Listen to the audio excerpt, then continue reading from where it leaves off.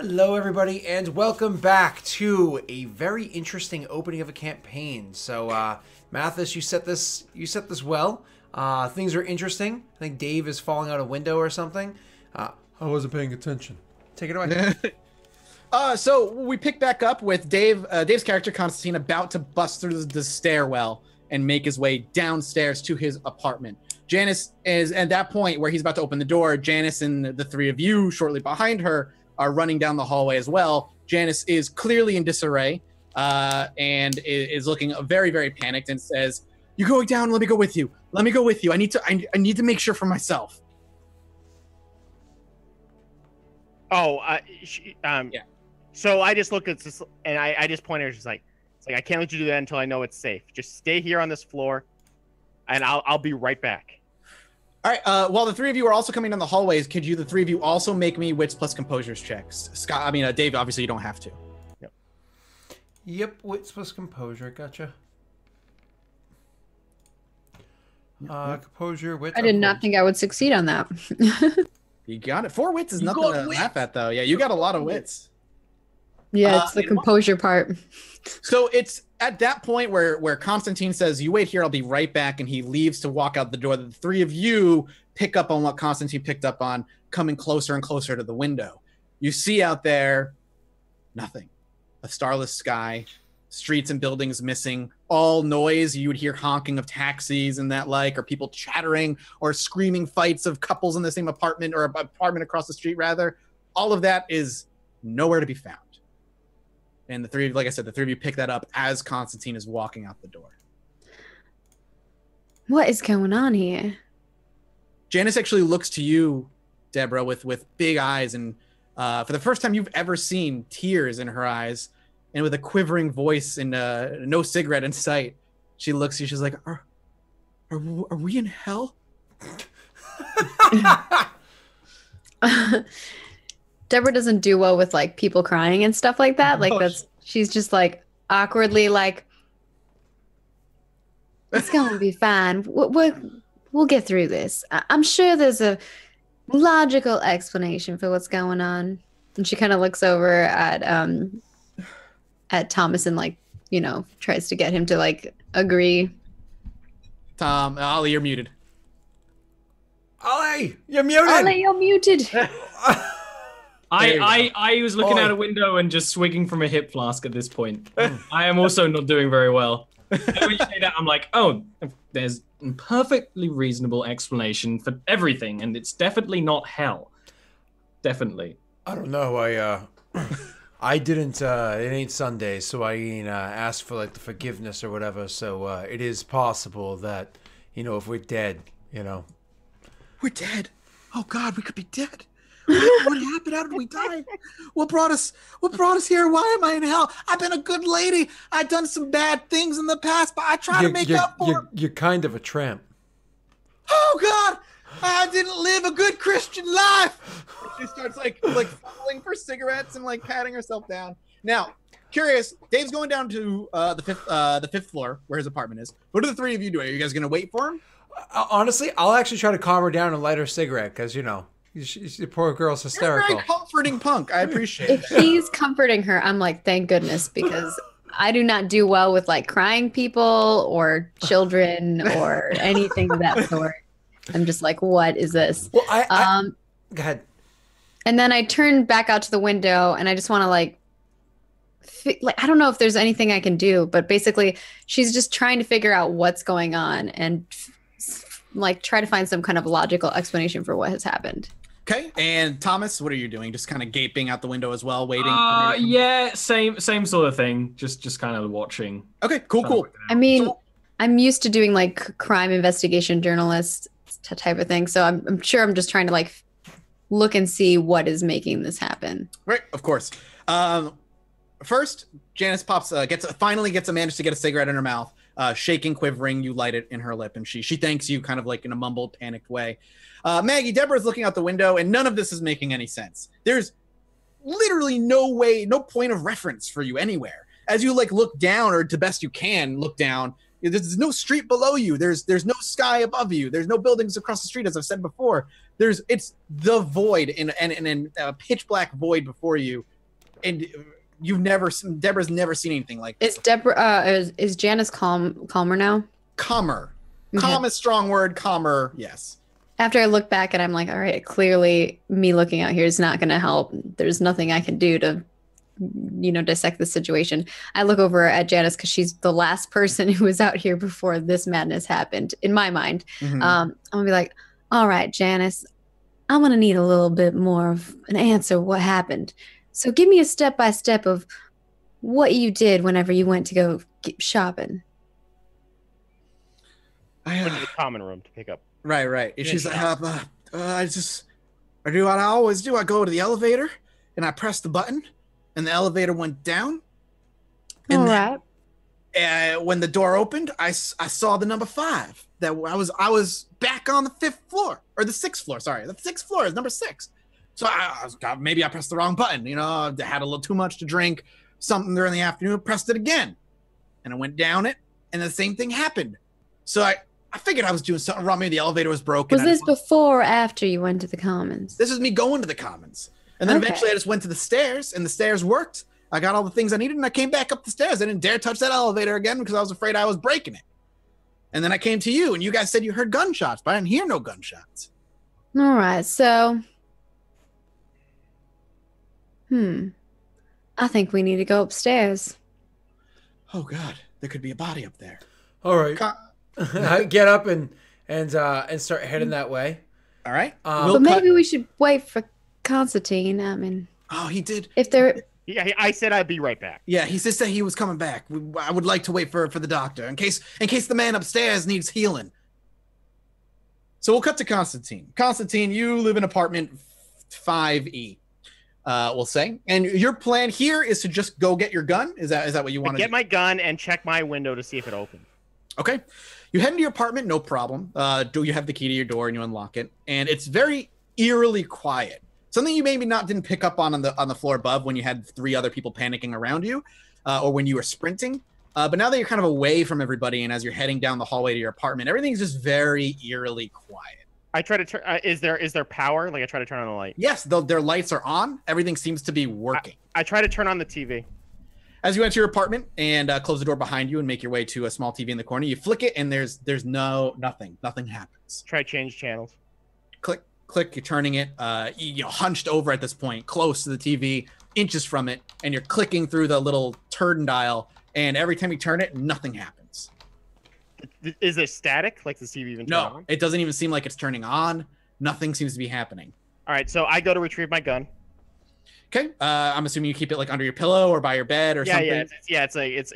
It's in a drawer on my nightstand. Yep, you rip the drawer open in a hurry, and not a panic, but very quickly. Gun is lying there, just in your drawer where you left it. All right, I pick it up. I check the ammunition. It is loaded as you left it. All right, I go to a window, my bedroom window. Sure. As you look out the window, you see the same sight you saw before. Nothing. I try to open the window. It won't open. I pick up something heavy and I try to break the window. Yeah, let's go and make a roll for that then. You want to bust the window open. You want to throw something at it, but more like a strength kind of check. And it's not just to be fair, I mean, I'm willing to try until it breaks. Gotcha. I mean, I'll make the roll, but I'm just saying, like, my character's not being, I failed, I can't do it. Like, my character will try to get more and more desperate as like simple glass not to the ridiculous point. To the point where if I feel like this just doesn't make sense. Sure. So let's just say like I'll take a chair or something. Yeah, like a chair or something like that. Sure. Yeah. Give me a strength plus brawl, but you'll have the modifier of +3 extra dice to roll with. Okay, strength. Because I'm basically going to take into account that you're taking your time. You're going to throw it at it multiple times. So I'll give you 3 extra dice on top of that. 1 success. I mean, a success is a success. It doesn't really matter. So you hurl this thing with all your might at this window.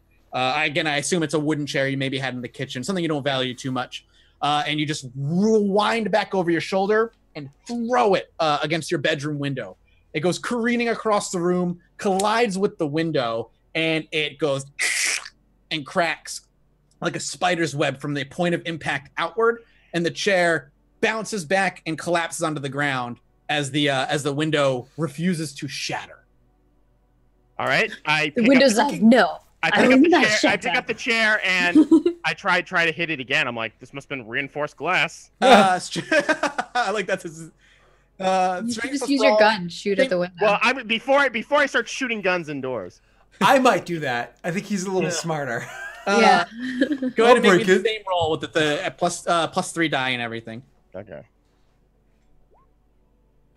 It collides with the window again, and the spidering spirals out a little bit further, but no more than it has. And it seems to bounce back with as much vigor as it did the very first time. All right, I'm going to try again. Okay, go ahead. 2 successes. So you're frustrated. Adrenaline is pumping through your system. You know it should have broken by now, but there must be something fucking wrong with the window. It's not you. So you throw it again, and this time with like a couple of extra steps behind it to give it a little extra oomph, and it collides. And again... And now at this point, you can't even see out the window. It is so spidered and so fractured and so broken, but it bounces back. All right, so my character is just like, oh, here we go. I go to the door in case of a ricochet, seeing this thing is like freaking like made of titanium. So like out of the door, like using the door as a shield, I aim at the window, and I'm gonna try to shoot at the. I'm gonna try to shoot. How many shots do you plan on taking? Just one? Start with 1. All right, cool. Oh God, I'm excited to see you guys' reactions. So it's Dex plus firearms, correct? Yep. Do I get any bonuses for the gun itself? Throw a +1 on there. It's a good gun. 1 success. So you get behind the door. I'm assuming you go, guns are loud, and you grit your teeth, pop a round off, ringing instantly in your ears. Yep. And just deafening you completely for a little while. But as you kind of gain your bearings and look back at the window, it doesn't look broken. Can I see we heard the gunfire though, right? Oh, you will get to that in a second. Okay, so do I see the spot where the bullet impacted? Can I find the bullet? You take your time. I'm not going to make you roll on this one. And you go look at the window, and you can eventually find the bullet lodged into the glass. It's lodged into the glass. Does it look like it actually penetrated at all? Looks like it penetrated, but it looks like it's also lodged there. All right. My character kind of looks at this window and he says like that's not normal. I pull out the bullet, stick it in my pocket. I pocket the You can't gun. pull it out. You try all you can, and Oh, really? it will not come loose from the glass. Oh, really? Okay, Yes. so I don't pocket. I pocket the gun. I leave my apartment. As I'm walking the stairs, I'm gonna stop at a few doors and bang on them. Can you do me actually a favor? As you're walking the stairs, before you bang on a door at all, wits plus composure, and the 4 of you up a floor heard a distinct gunshot. This time coming from down below. And as the gunshot goes off, Janice We're actually gonna fucking heal. Oh goodness gracious! Isn't that where your friend lives? Whoa! So- I notice it. Yeah, we're gonna get you to see what you notice in a second. So Janice jumps at that, the cigarette stumbling from her mouth. It's already halfway drained, and she looks. Just like, what? Was that the doctor? And jumps to her feet. I mean, I wouldn't startle for the gunshot, but I would respond saying, "Huh, maybe I should get my gun since there seems to be so many of them." We should probably check on him if that's where he lives down that way. Where's my apartment in relation to his? Floor 3. Yeah, I guess I could wait, and then I'll head to his apartment. At least I guess we're just gonna go towards make your way down. the stairs. The fun part is it's one of those take a couple steps and turn back and be like, anybody know where he lives? We all look at Janice. You think I'd hang out with a suit? Okay. Yeah, my character's wearing his lounging suit, by the way. You know, it's like the Naked Gun moment. Like, let me slip into something more comfortable, and he puts on a full suit. Dave, you're heading out. You're ready to start knocking on some doors. Where about 3 doors down to on your left-hand side, actually, the door handle opens and the door starts to creak very slowly inward towards into the apartment. My hand goes on my gun, but doesn't take it out. Okay. and I just yell out, it's like, "Hello, who's there?" You don't get an answer. All right, I start to approach the door slowly. Okay. You step at a time, quietly. Are you actually trying to be stealthy? Specifically? No, I'm not trying to be stealthy. Okay, cool. Give me a second. Well, you know what? To be fair, I guess I would, despite my no, like literally, I'm just trying to think. Like I'm trying to picture the scene in my mind. I guess Sure. I would be despite myself. Like Okay. I wouldn't be attempting to be stealthy, but I'd be walking slowly and quietly, just because that's just the natural thing to do when something this mysterious happens. So I'm actually gonna say, yeah, I am moving stealthily. Dex Yeah, plus it's like the initial stealth. call out, and then no one answers. So you're like, all Yeah. right, like Yeah, so, yeah. I'm just picturing my character creeping towards the door. I'm like, this is pretty much stealthy. So Okay. Dex, Dex plus what? stealth. Yep. What, Dex plus Is that correct? Yeah, stealth is under physical. under physical. Yep. Stealth. Okay. You have a success. So you're making your way towards the door, and you call out. Nothing seems to happen. The door continues to creak just like a centimeter at the time until eventually comes to a dead stop. And so at this point, you really do notice this is the dead air. There's nothing happening here. But to penetrate that dead air as you take a few steps forward, you actually do hear a step and then another step. And it seems to be coming from the apartment that just opened up. All right, so I go to the edge. I go to the edge, but I don't look in, and I just call out. It's like, is anyone in there? You hear nothing, but you do continue to hear the steps. They seem to be getting closer and closer to the doorway. I take a few steps back. I pull out my gun just because the fact that I'm calling out, they're not answering, but they're walking closer. I pull out my gun, I point it, I take a few steps back, and I just say, it's like, whoever you are, identify yourself. I have a gun. The steps don't cease. No voice comes through the apartment until eventually you do see a leg step out. I take another step back as I keep my gun trained on it. What does the leg look like? Is it? It's clearly still attached to a body that hasn't made its way outside yet. But they are wearing your typical kind of like khaki slacks and relatively nice dress shoes. Except the difference is these khaki slacks are ripped and torn and tattered and dirty and dingy and stained with fluids you're not quite sure you recognize. And the dirty shoes have a hole in the front and are untied. And they seem to be lazily put on this foot before another foot steps forward and the body starts to come into view.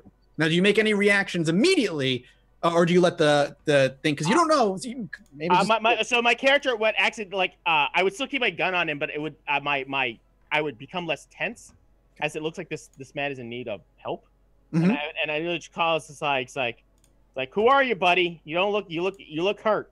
How many feet away would you say you are from this door? When I say I backed up, I would probably back up a good 10 feet. Okay, so you're saying you're 10 feet pretty much. 10 feet, and I try to maintain the distance. Like I right. take a step back every time he takes a step forward. Cool. So he steps out into full view, and this man is disheveled, is a very weak term to put on this. His t-shirt is as ripped and tattered and stained and destroyed as he is. He looks as though he has been through hell. There are cuts and gashes along his arms so deep that if they were left there for more than a couple minutes, he would have bled out and passed out. He's bleeding from his right leg.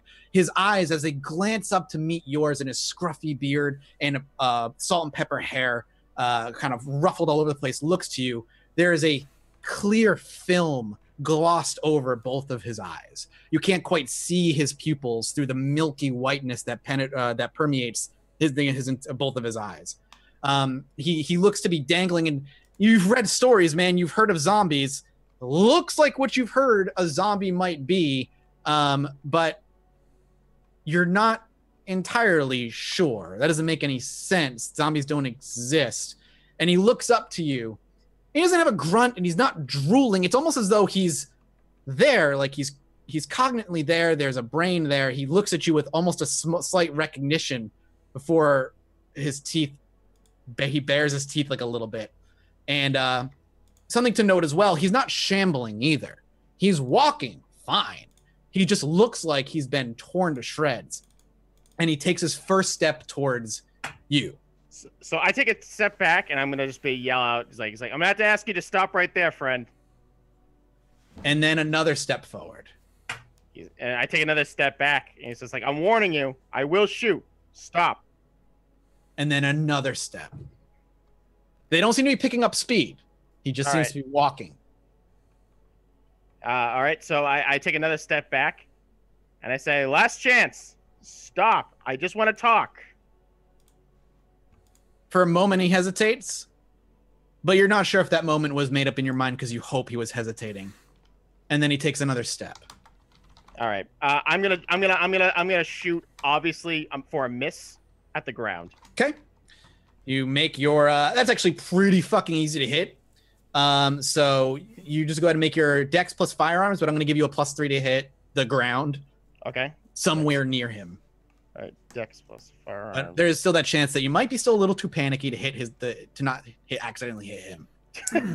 Just kills him. I miss. To hit him. Where it gets jammed, the gun gets jammed. It shoots the window, ricochets back in the head.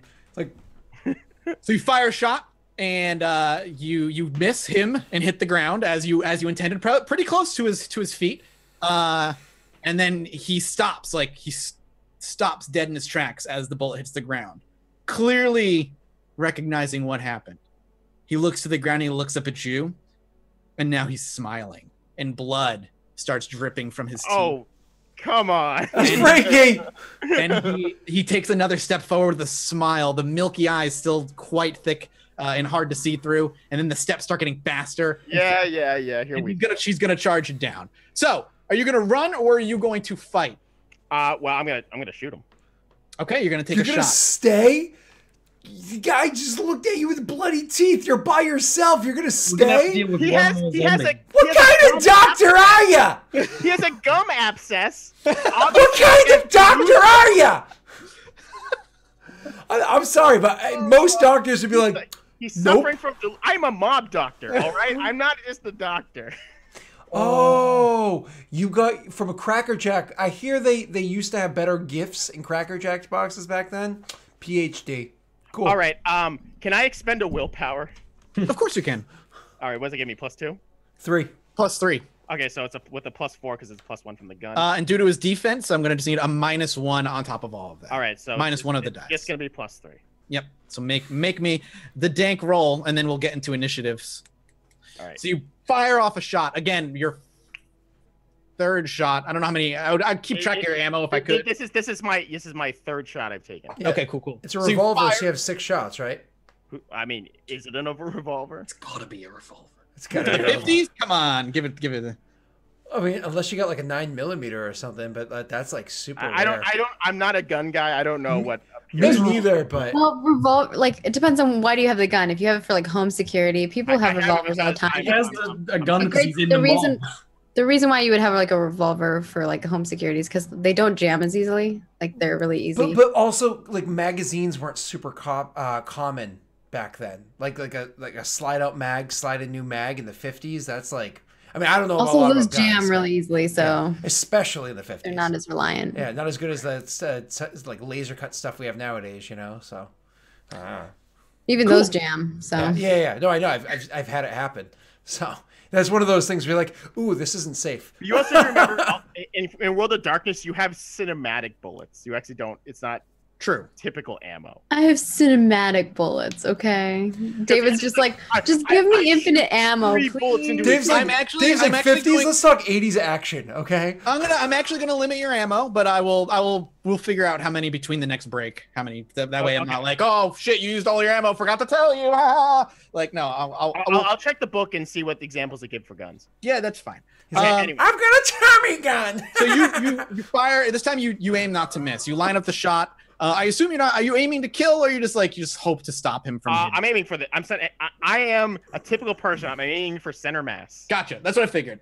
So you let loose a gunshot, the third one on this floor, and collides with him. Blood spatters on the wall to his left, and he does take a short step back. And Dave, can you make me a wits plus composure check, please? Okay. Was that the 3 bullets? Yeah, you guys are gonna be like, oh shit. Okay. there was definitely a moment of recognition, a moment of excruciating pain flashing across his face, but it's wiped away almost faster than it appeared, and he continues charging you. And he's closing ground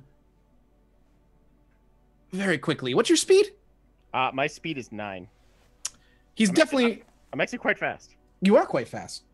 And on this round, he's going to be able to get up in your face and catch up, because each point in speed is a foot you can move, right? I'm not sure. Think it's how it works. Ish. I haven't played World of Darkness in a long time. It's like we'll put it this way. It's like 3 feet, but it's just you move speed, cinematic speed, like cinematic bullets. Well, in the time between you firing a shot and your next turn, he's within grabbing distance if he so chooses. He is within a foot, within a few inches of you. Well, I'm trying to maintain distance, and and my plan is to try to maintain distance and shoot him again. All right, so you're gonna basically have to move at like half speed to fire, because I think you get like a move and a shot, because it's only 3 seconds per round in World of Darkness. And I'm trying to remember exactly. Oh, you might actually only have one choice of what you can do in WOD. I can't remember completely. You still have the move and then shoot. Gotcha. And then you can double move like most. Gotcha. All right, so you're gonna move back then and put yourself back further and take another shot. We will go into, what do you call it? Initiative now for everybody, because they're gonna hear the shots and we're now in combat. So everybody, please roll your initiative for me. How do you roll initiative in this? Yeah, I have a 5 to initiative, but I don't know how I'm supposed to roll that. Oh, I think you just have your 1d10 plus your initiative is what everybody gets to roll. So you roll your 1d10, then you add your initiative number to that. So just like a normal. You just roll a 1d10. A simple roll. I see. Simple roll plus 10 plus whatever. Plus your initiative. Yeah. Which is 4. Oh, so I rolled a 10. All right. I rolled a 1. 14. Oh. So my initiative is a 16. Is there an initiative tracker on here that I can see? I guess I didn't roll it the same way. It should be the little clock thing. Yeah, I didn't roll it. Yeah, it didn't roll. Nobody rolled properly for me. I don't think it has it built in on this one. Right click a token, choose. Oh, because there's no tokens. You can type it in on one of the extra option pages. Descending. Ah, I rolled Garbo initiative. Scott, there's yours. Dave, there's yours. Ollie. Maggie. Zombie. Bad guy. Zambi. All right, go ahead and edit it up. 5. Oh no, that was he's rolling that. Okay, what's your initiatives? I'll go ahead and put them in for you. 16. 16. 14. 14. 15. 15. Scott? 8. 8. All right. In this particular order, Dave's going to get to act first. All so right. he backs up, lines a shot. I move back my full speed. Okay. And I take another shot. Fire away. Minus the 1 for his defense. Don't forget. Where did you even roll, Dave? Huh? Oh, I don't see your roll. I see everybody else's. It says Constitution roll 0 dice for Just roll a flat d10 for me. Just type /roll space 1d10. And then we'll just add then we'll add your initiative to that. Yeah. So 6 plus what's your initiative? My initiative 6, so it's 12. 12. Okay. Okay, so we're gonna readjust real quick. Ollie, you're the first to act on once initiative kicks up. You've heard 3 gunshots now. One and then bang, and then the last 2 were relatively close to one another. Yeah, I guess I connect the dots that must be our doctor, so I run in that direction, I guess full run speed. Head down the stairs. You guys are all next to the stairs, so you're going to head down the stairs first. And you'll bust out through the door, entering the hallway and seeing down the hallway a figure, and then past him is where Dave is. Because Dave was going back towards the stairs. Oh, so it's like between us. You are now sitting in you're sandwiching this guy. Okay. So you can move down there, no problem. We'll say it takes a double move for you to get down and then into the hallway. Maggie, your turn as well. Do you want to do the same? Go down the stairs, get to the hallway? Yeah, I guess I'll go downstairs and down the hallway. Then it goes, so you just see the same thing. Then it goes to Dave. Dave, you're up. So you're gonna do your run, step back, and then you're gonna take a shot. All right. I'm gonna spend another willpower because this guy looks real dangerous. All right, and dexterity, firearms, just +3 for a total of 8. Okay, so you've dealt 8 damage to this guy so far. 8 damage. You blast him again, firing another shot into his chest, and this time he crumples forward, coughing blood. It's hard to discern the blood that he was bleeding from before and the blood from the 2 fresh gunshot wounds, but eventually he collapses onto the floor in front of you. All right. So seeing that, I put my gun away. Cool. Everybody will then move. He's down. Scott, you're the last one to arrive. You arrive as the last gunshot goes off. How's Janice? Janice is after you. No. How is she? Like, oh, she's panicking. Do you want to stay with her and wait to go down with her, or do you want to leave her behind and wait for her? Does she seem like she's gonna come with us, or does she seem like she's very intent and has been very intent on going down? I'm gonna go with her because like I can't leave her behind, and honestly, I don't know these other two. I know Janice. She and I might still have sex as a chance, so I'm gonna stick with her. All this shit is happening. You're like, I could bone Janice. You know, gunshots aren't scary, but not getting laid is. I'll go with Janice. You move down, and you, like I said, you and Janice will enter at the same time, right as the last shot is being fired, and the very distinct thunk of a body hitting the ground, one that Moose knows all too well, hits. And as the body hits the ground, the lights flicker very momentarily, and in a very almost Silent Hill-esque way, the hallway is not what you once saw. The nostrils fill with a sickening smell of rotten decay. Oh god, it's Silent Hill. The paint, though it was peeling and chipping before, is now almost completely peeled away and gone completely. It's almost enough, the smell itself is almost enough to make you want to wrench what's in your stomachs. Maybe not Constantine, because he's used to it, and maybe not Moose, because he causes it. But the other two, a bit. Is there an air siren? No, there is no air siren. However, the light bulbs are crackling and barely flickering on and off, but there's no blood to be seen. The blood that was splashed onto the wall from the first shot, and then the rest that poured from the body as he fell to the ground, is no longer there. The body is still there. It looks as hurt and destroyed and ripped up as it was, but any evidence of fresh wounds is missing. Holy shit, I think we are in hell. Oh god, oh god, oh god! And she starts freaking out. No, she actually starts freaking out, like, oh god, I knew it! I knew it! What did I do to deserve this? Moose, I know why you're smack here. her. Calm down, be quiet. If you would like to actually make a he slaps her across the face. Nice. Very posh. Very posh. Like to calm her down, if you want to try and actually calm her down, persuasion plus manipulation roll is going to be neat. Hey, that'll do. Listen, hysteria used to be a problem, and it was often medicated with things like opioids and alcohol. So all she needs is milk of the poppy and a shot. She actually gets up, as you guys are attempting to calm her down, she actually, while these rolls are being made, she gets up and jams her finger into Moose's chest. She's like, you're the reason! I know you're the reason! It makes sense why you'd be in hell, you motherfucker! You murderer! I know who you work for! And she just starts going off. Are they on the floor that I'm on? Yes, this is all at the other end of the hallway where the stairs that you came from are. Yeah. All right, I'm just gonna call out. Yeah. As I rush over to the body on the ground, who's the closest to me? That would be Ollie. He was first down. So I say, Thomas. I yell to him to get his attention. Yeah, I turn after him. I point to my room and I say, in my bedroom, there's a black bag. Look, it's a medical bag. Bring it to me. I go. You go. You made your manipulation plus persuasion check. Anybody else want to try and calm her down as well?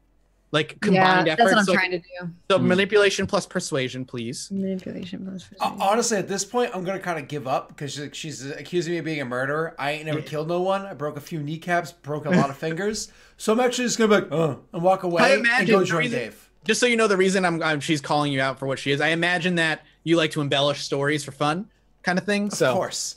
Okay, so like, two. I go join Dave.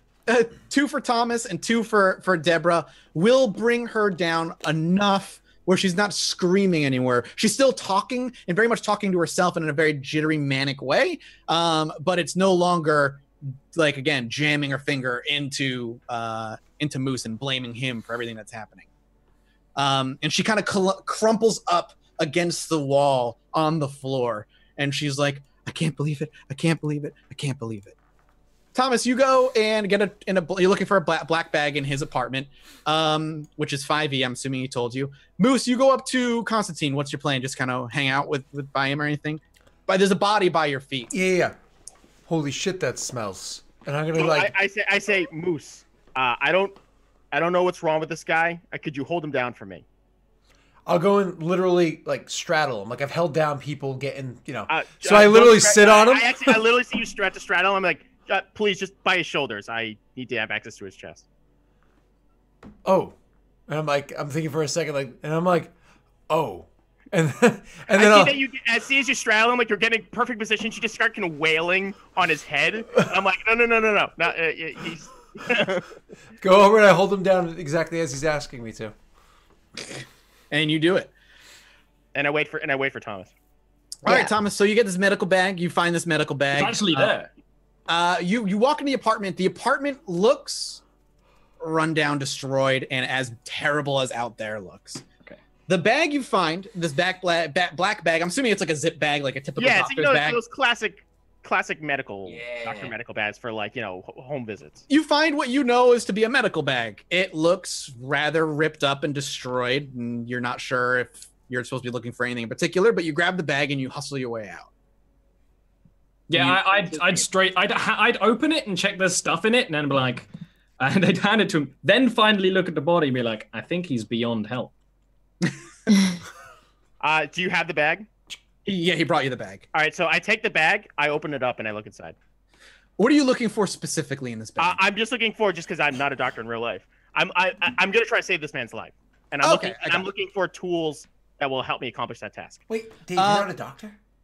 I'm not a doctor. I know. God damn. Ruin my immersion. I thought you were a real doctor. Okay, that's fine. You're going to be looking for tools to save this man's life in a 1950s doctor bag. Well, stethoscope's probably in there. Very useful to see if he has anything. Dave, roll me a 1d10. Odds it's there, evens it's not. Okay. 1d10. Evens, it's not. So it's not there. You look for your stethoscope and you're clamoring through. You're like, oh fuck, it's not here. Other little things you can look for. I'm looking for suture kit. Yeah, a suture kit and a knife, essentially a scalpel. Cool. Make me a roll for both of those. Okay. Let's say scalpel. Basically, this is going to determine whether everything's there or some of it's there. I got the scalpel. Okay, you got the scalpel. Yeah. Suture kit. Well, are these like basic supplies like everybody has always? Yes, you would normally have them in a world that's not falling apart. Oh, yeah, fair. Like I said, the bag, when Thomas found the bag, it was ripped and destroyed and looked like it had not been touched in forever. So you see my character looking through his bag, and he starts to like look, he starts to really like, my mind's focused, but I start to like take on the hallway and to see how it's all gotten like screwed up. Is Janice kind of like still freaking out? Or she's against the wall down the end of the hall, hasn't moved. She's freaking out, but quietly to herself. So my character, like you can hear my voice. My breath is starting to slow as I'm starting to focus, and I speak up and I say, "Have any of you ever heard of?" As I'm like inspecting the things that are in my bag that I can find, and it says, "Have any of you ever heard of the parable of Lazarus and the rich man?" Oh, yeah, but I think I fell asleep at church that day. Yes, well, Lazarus was a poor man, and he was begging outside of a city. And a rich man came out and basically refused to give him any alms. I hope he beat the shit out of him. When the two men died, Abraham came and took Lazarus to heaven, while the devil came and took the rich man to hell. And the space between those 2 points, where they could see each other, they called Sheol, or as it's more commonly known, the abyss. The way they described it kind of sounds like what I'm seeing right now. Wait. So I'm kind of poor, and you're kind of rich, and so you're saying that I'm going to heaven and you're going to hell, and so and I point over at Deborah. She's a Sheol. I say it's like, I'm just saying, if any of you here are God-fearing, This is it's like I'm seeing strong evidence that this is that there's God's work is at hand here. Oh, well. Time to say our prayers. I drink. Looking around, what else do we see in the space? Is it just like rundown walls? Like if we're actually like investigating it while he's looking at this body? It's very much like I explained. Nothing new. She has one of her gloves off, and she's like holding it over her mouth because it smells so bad. The smell is so rancid and horrible. But the walls themselves are as I explained. The rug is matted and disgusting. The walls are stained with hopefully water stains. There's also like mold growing in the top corners of the ceiling. It's as disgusting as you would imagine an apartment building being abandoned for many years would be. You know, this apartment's like shit. They don't take care of it in here, do they? This is our apartment, you oaf. This isn't my apartment. I'm gonna check a window, like the zombie room. I'm gonna go to like the window in there. So as you make your way into the zombie's room, or the apartment that he came from, and you kind of head inside, everything in here, while Dave's room, Constantine's room rather, was a mess and disarray and looked like, you know, the rest of the apartment. This room specifically is even worse off. The furniture, what's left, is destroyed and overturned. It looks like there was a massive fight between bestial animals in this place with how ripped and destroyed everything looks. It's quiet and it's a small apartment, much like the other apartments. And as you make your way kind of meekly and cautiously to the window and look outside the window, it is the sight you have been greeted with since this all started. Okay. As you walk away from the window and as your first few steps kind of echo in this kind of destroyed looking apartment, suddenly the five of you, because Janice is there, hear riotous laughter coming from one of Scott's favorite explanations. All around you, and yet not all around you at the same time. Oh gosh. So it could be coming from behind you. Wait, no, maybe the corner at the end of the hallway. No, is it from the apartment to my right? Y'all hear that? You're not entirely sure where it's coming from. And on that, we'll take a break. And we'll be back for hour 3 in just a few minutes. Just a few moments and see you right back.